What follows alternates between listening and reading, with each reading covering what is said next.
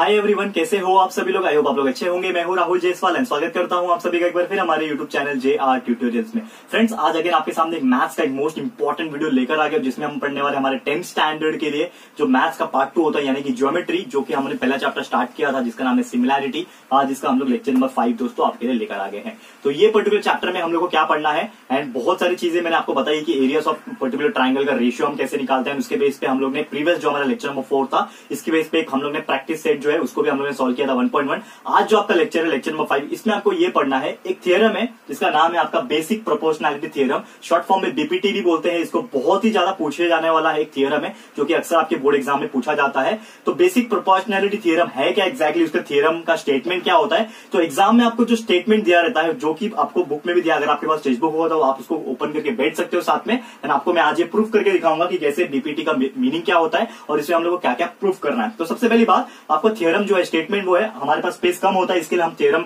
जो स्टेटमेंट है यहाँ पे नहीं लिख रहे। आपके पास टेक्स्ट बुक जरूर से होगा तो आप उसमें चेक कर सकते हो, लेकिन यहाँ पे मैं आपको रीड करके बता रहा हूं थ्योरम है क्या। तो थ्योरम ये है कि if a line parallel to a side of triangle, ठीक है, हमारा एक ट्राइंगल होता है, यहाँ पे आप देख पा रहे हो मैंने डायग्राम भी ड्रॉ किया हुआ ट्राइंगल का। तो अगर कोई भी ट्राइंगल है तो उसका एक साइड होता है, लेट्स सपोज इसका साइड जो है बेस जो है BC, ठीक है। तो एक ट्राइंगल का अगर कोई भी एक साइड होता है वो इंटरसेक्ट करता है रिमेनिंग साइड से जब भी हम लोग कोई पैरेलल लाइन ड्रॉ करते हैं। मतलब हमने सेम जो BC है इसके पैरेलल में एक लाइन बनाया हुआ है जिसका नाम है लाइन L। आप देख पा रहे हो BC के जस्ट पैरेलली हम लोग ने लाइन बनाया हुआ है लाइन L।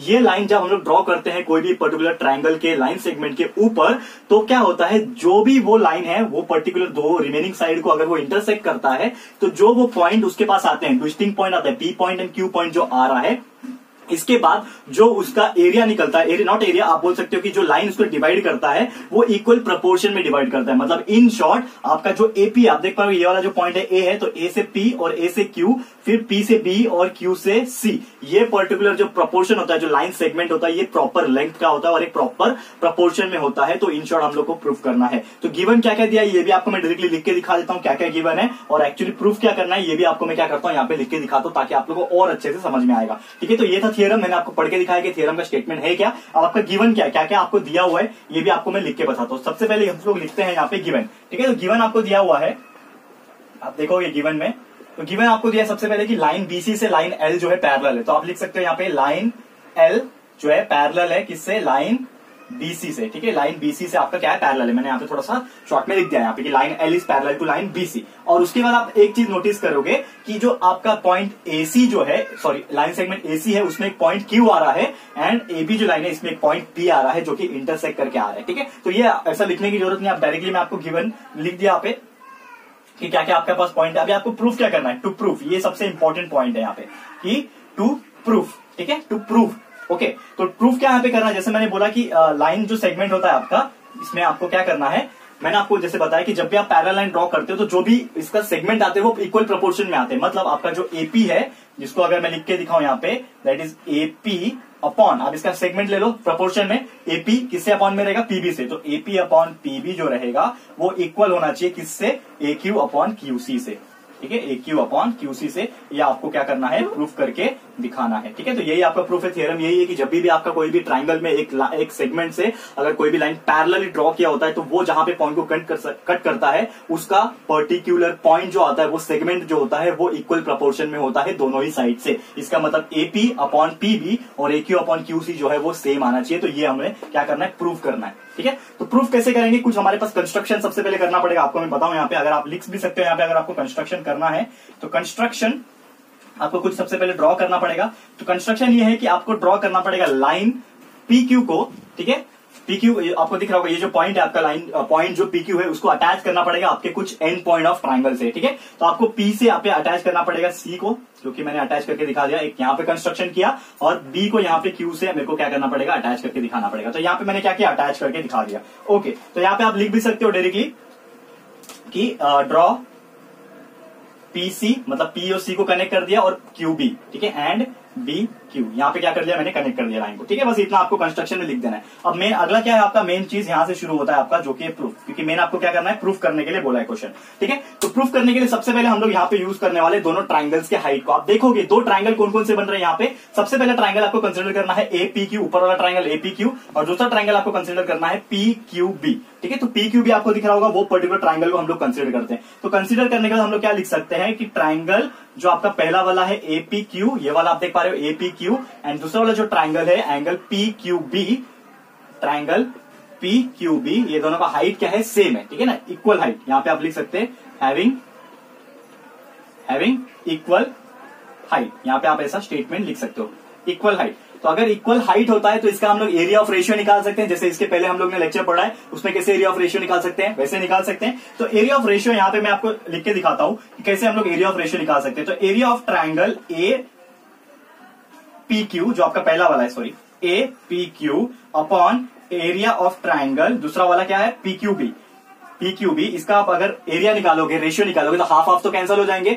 आपका हाइट जो है सेम है, तो सिर्फ क्या बचेगा, बेस बचेगा। बेस क्या है, इसके लिए AP है और इसके लिए बेस क्या है, PB है। तो ये हो जाएगा AP अपॉन PB, ठीक है। ये हो गया AP अपॉन PB। तो ये आपका, इसको हम लोग बोल देंगे AP अपॉन PB को हम लोग बोल देते हैं इक्वेशन नंबर 1, ठीक है। ये कैसे है फिर से एक बार बता देता हूं, क्योंकि हमारे ये दोनों ट्राइंगल आपने कंसिडर किया, APQ किया, PQB है, दोनों में हाइट जो है वो सेम है। हम लोग ने बोल दिया कि हाइट सेम है, क्योंकि देखोगे तो PQ जो है वो सेम है ना, दोनों में हाइट सेम है, तो इसका जो बेस आएगा वही रहेगा रेशियो में। तो बेस क्या है इसके लिए AP और उसके लिए बेस क्या है PB। तो ये आपने ये इक्वेशन नंबर 1 लिख दिया। अब आप सेकंड चीज देखोगे, वैसे ही एक और ट्राइंगल आप देखोगे, जब आपने APQ देखा वैसे ही आप देखोगे PQC, APQ के साथ आपने PQB लिया था पहले, अब आप लोगे APQ के साथ PQC। तो वो जब आप ट्राइंगल कंसिडर करोगे तो आपका एक और एरिया ऑफ रेशियो आप निकाल सकते हो, कैसे, एरिया ऑफ ट्राइंगल A, ठीक है, अगेन APQ का रेशियो किसके साथ निकालूंगा, एरिया ऑफ ट्राइंगल, दूसरा ट्राइंगल क्या है हमारे लिए, PQC।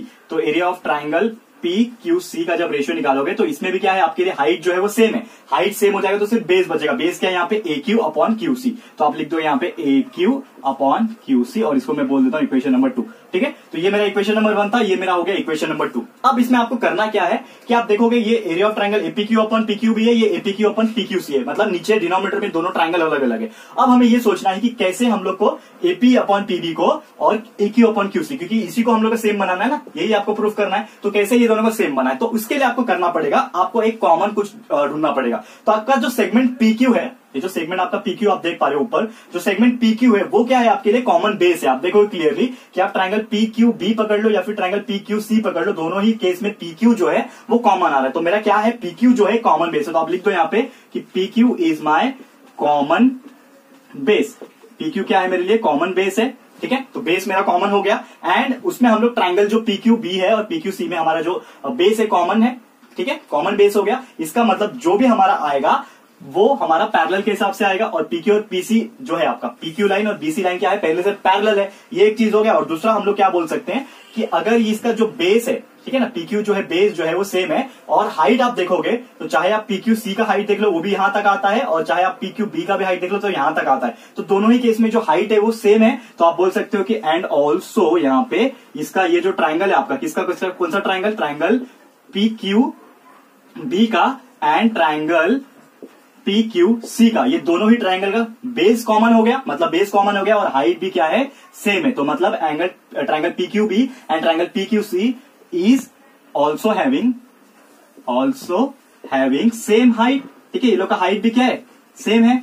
तो अगर किसी भी ट्राइंगल का, आप अगर मैं बात करूं कोई भी ट्राइंगल का, अगर बेस भी सेम होता है दोनों ट्राइंगल में, अगर दोनों ट्राइंगल में हाइट भी सेम होता है, तो इसका मतलब क्या है कि वो दोनों ट्राइंगल क्या है, इक्वल है। तो इन शॉर्ट आप क्या बोल सकते हैं कि ट्राइंगल जो PQB है वो सेम रहेगा ट्राइंगल PQC से। तो आप ये वाला ट्राइंगल ले लो चाहे ये वाला ट्राइंगल ले लो, दोनों ही ट्राइंगल सेम है। क्यों सेम है, क्योंकि दोनों का बेस और दोनों का हाइट जो है वो सेम आ रहा है। तो डायरेक्टली आप क्या लिख सकते हो, therefore triangle PQB is equal to triangle PQC आप लिख सकते हो, ये वाला पॉइंट आप लिख सकते हो, ठीक है। ये कंसीडरेशन में समझ में आया। अब आगे हम लोग बढ़ते हैं, ठीक है। थोड़ा मार्कर में चेंज कर लेता हूं यहाँ पे। तो आप क्या बोलोगे यहाँ पे कि ट्राइंगल PQB अगर ट्राइंगल PQC से सेम है, तो यहाँ पे आप देखोगे कि आपके नीचे फर्स्ट इक्वेशन का डिनोमिनेटर इसमें क्या है, ये ट्राइंगल PQB है, ठीक है, और नीचे इसमें क्या है, ट्राइंगल PQC है। तो मतलब मैं क्या बोल सकता हूं कि ये दोनों तो सेम ही है ना, और ऊपर तो ऑलमोस्ट सेम ही आप देखोगे, इसमें भी APQ है, इसमें भी APQ, मतलब ऊपर तो पहले से ही सेम था और नीचे आपने सेम बना दिया। इसको मैं बोल देता हूं इक्वेशन नंबर 3, ठीक है। और इक्वेशन नंबर 1, इक्वेशन नंबर 2 और इक्वेशन नंबर 3 तीनों को कंसीडर करेंगे तो ये पूरा रेशियो और ये पूरा रेशियो सेम हो जाएगा। क्यों सेम हो जाएगा? क्योंकि ऊपर देखोगे तो न्यूमरेटर तो सेम ही और डिनोमिनेटर मैंने सेम बना दिया कि ट्रायंगल PQC और PQB दोनों के दोनों सेम है। तो आप क्या बोल सकते हो डायरेक्टली यहाँ पे कि फ्रॉम इक्वेशन 1, 2 एंड 3, ये तीनों इक्वेशन से आप क्या बोल सकते हो कि ये रेशियो और ये दोनों रेशियो भी क्या हो जाएंगे, सेम हो जाएगा। मतलब in short area of triangle APQ upon area of triangle क्या है, वो PQB, ये वाला रेशियो और फिर ये वाला रेशियो दोनों क्या हो जाएंगे, सेम हो जाएंगे। Area of triangle APQ upon area of triangle PQC, ये दोनों क्या है, इक्वल हो गए, सेम हो गए। अब ये दोनों इक्वल है तो इनके जो प्रोडक्ट है, मतलब रेशियो जो है, इनके रेशियो क्या है, इसका आंसर क्या है AP अपॉन PB और इसका आंसर क्या है AQ अपॉन QC, ये दोनों क्या हो जाएंगे, सेम हो जाएगा। तो इसके जगह पे हम लोग ये लिख सकते हैं, क्योंकि यही है ना, तो ये है, तो इसके जगह पे मैं लिख सकता हूं, क्या लिख सकता हूं, यहाँ पे थोड़ा मार्कर में चेंज करके लिखता हूं वापस से कि ये हो जाएगा आपका AP, ठीक है, ये हो गया आपका AP, अगर क्लियरली लिखा जाए ये हो गया आपका AP अपॉन क्या है PB, ठीक है। AP अपॉन PB ये इक्वल है किससे, इसका वैल्यू क्या है, ये AQ अपॉन QC, और आपको यही प्रूफ तो करना था कि AP upon PB is equal to AQ upon QC, जो कि आपने प्रूफ कर लिया। और आपको सीधा सीधा लास्ट में लिख देना है हेंस प्रूव। आपने क्या कर लिया, इसको प्रूव करके दिखा दिया, हेंस प्रूव हो गया यहाँ पे। इसका मतलब क्या है कि आपका जो बेसिक प्रोपोर्शनैलिटी थ्योरम है, जो BPT थ्योरम है, ये होता है यहाँ पे प्रूफ। कैसे प्रूफ हुआ यहाँ पे, सेम वही चीज हमने बताया कि दोनों का रेशियो हमने निकाल के यहाँ पे बता दिया कि कैसे AP अपॉन PB जो है AQ अपॉन QC से रहेगा। इसका मतलब जो भी इसके